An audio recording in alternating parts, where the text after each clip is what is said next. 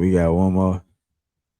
Okay, so this is turning to UN adopts Ghana slavery resolution as crime against humanity.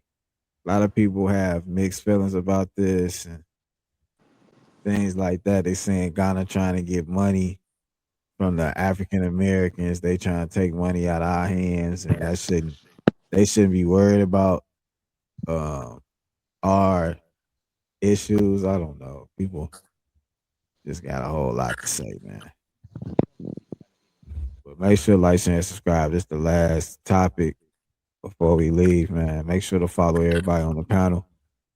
And also find us on all your audio platforms, Spotify, Apple Podcasts, et cetera, man. Let's get to it.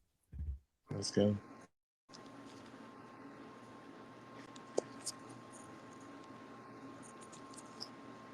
It's a move towards justice and healing. The UN General Assembly voted to recognise the transatlantic slave trade as the gravest crime in human history on Wednesday. Ghana's President John Mahama came here to the UN in person to promote this resolution put forward by his country. We come together in solemn solidarity to affirm truth and pursue a route to healing and reparative justice.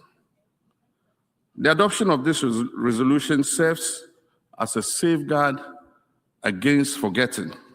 This resolution calls for formal global recognition of this historical crime and opens the door for reparatory justice measures. It also urges the restitution of stolen works of art. Well, the vote in the General Assembly was passed with 123 votes in favour, 3 against and 52 abstentions. Argentina, Israel and the United States were the 3 members that voted against the resolution. France and the UK were amongst those that abstained. Whilst the resolution really got the backing of much of the global south, it did prove controversial for some Western powers, mainly because they are concerned about the mention of reparations. They argue that modern governments should not be held legally liable for historical crimes. Supporters argue, however, that this is about recognition of justice, not blame for current generations, and that it is part of a process towards healing.